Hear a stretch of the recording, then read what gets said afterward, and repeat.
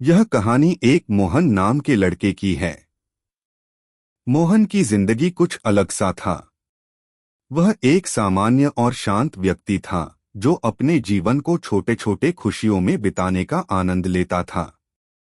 उसे एकांत प्रियता का भी शौक था और वह अपने आप में सुख का एहसास करता था।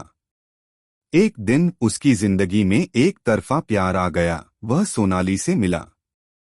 सोनाली एक साधारण लड़की थी जिसके सपने और आकांक्षाएं थीं, लेकिन जीवन ने उसे कई चुनौतियों का सामना करना पड़ा था। मोहन को सोनाली की सहानुभूति और सहयोग ने बहुत प्रभावित किया। वह सोनाली से पहले ही दिन से ही प्यार करने लगा था। हर दिन जब वह उसे देखता, उसकी आंखों में कुछ अलग सा दिखता, एक अनजान ख्वाब जो उसे खुशी से भर देता। धीरे धीरे मोहन का दिल सोनाली के प्रति एक अद्वितीय भावना से भरने लगा। हर रात जब तारे आकाश में झिलमिलाते, मोहन अपने आप से बात करता। वह सोनाली के बारे में सोचता, उसकी स्मृतियों में खो जाता और उसकी तारीफ करता।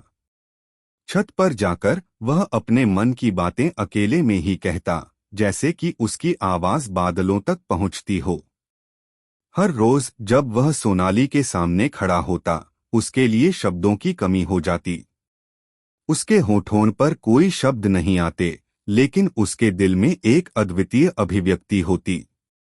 वह अपने दोस्तों को खुशी खुशी बताता कि उसे सोनाली पसंद है और वे भी उसे सोनाली के नाम से चिढ़ाते। मोहन ने कभी सोनाली से बात नहीं की, लेकिन उसके मन में सोनाली के प्रति प्यार अलग ही था।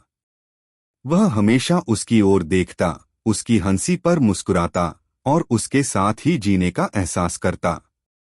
मोहन के दिल में सिर्फ सोनाली की यादें और उसका प्यार ही था और वह उसे अपने साथ हर पल महसूस करता था। धीरे धीरे उसे अपने भावनाओं को स्वीकार करने की आवश्यकता महसूस होने लगी, लेकिन वह कभी इसे स्वीकार नहीं कर पाया।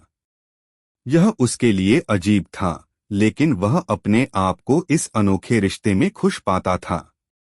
मोहन का जीवन यूं ही चलता रहा, एक तरफा प्यार में डूबा हुआ।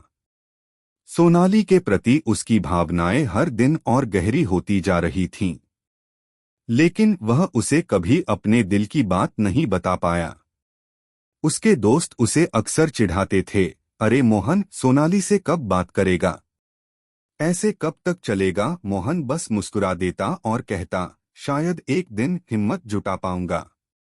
एक दिन सोनाली की दोस्त निशा मोहन के पास आई और कही, मोहन, क्या तुमने सोनाली से कभी बात की है? मोहन ने सिर हिलाते हुए कहा, नहीं नेहा, कभी हिम्मत नहीं हुई। निशा ने हंसते हुए कहा, तुम्हें उससे बात करनी चाहिए। वह बहुत प्यारी और समझदार लड़की है। मोहन ने निशा की बातों को दिल से लगा लिया। उसने सोचा, शायद अब समय आ गया है, लेकिन उसके अंदर की झिझक उसे रोकती रही। वह हर शाम छत पर जाकर सोनाली से अपने मन की बातें कहता, जैसे कि वह वास्तव में उसके सामने हो। वह अकेले में ही उसे प्रपोज करता और उसी में खुश हो जाता। एक शाम मोहन छत पर बैठा था जब उसने सोनाली को नीचे गली में चलते देखा। वह अपने दोस्तों के साथ थी और बहुत खुश लग रही थी। मोहन ने अपनी दिल की धड़कन को बढ़ते हुए महसूस किया। उसने सोचा, अब नहीं तो कभी नहीं। वह तेजी से नीचे आया और सोनाली के पास पहुंचा। उसकी आंखें चमक रही थीं, लेकिन शब्द उसके होठों पर नहीं आ पा रहे थे। सोनाली ने उसे देखा और मुस्कुराते हुए कहा, हाय मोहन, क्या बात है? तुम ठीक हो? मोहन ने हिम्मत जुटाकर कहा, सोनाली, मुझे तुमसे कुछ कहना है। सोनाली ने ध्यान से उसकी ओर देखा, क्या बात है मोहन?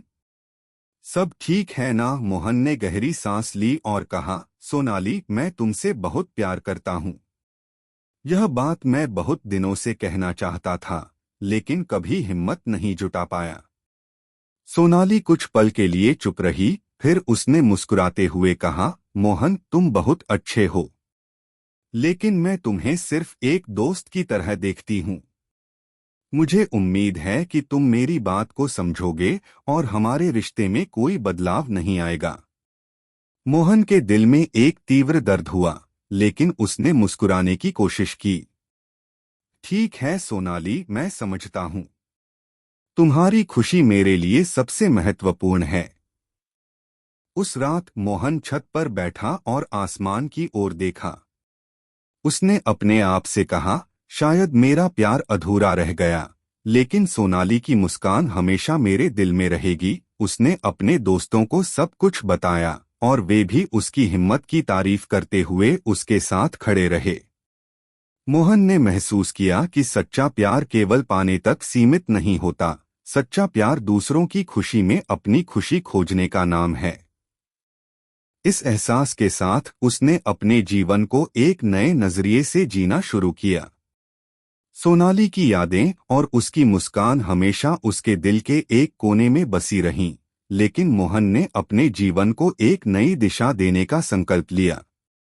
उसने अपने सपनों को साकार करने के सफर की शुरुआत की और एक नई उम्मीद के साथ आगे बढ़ा। तो दोस्तों, कैसी लगी यह कहानी आपको कमेंट बॉक्स में ज़रूर बताएं। ऐसे ही अच्छी अच्छी कहानी सुनने के लिए हमारे चैनल को सब्सक्राइब ज़रूर करें।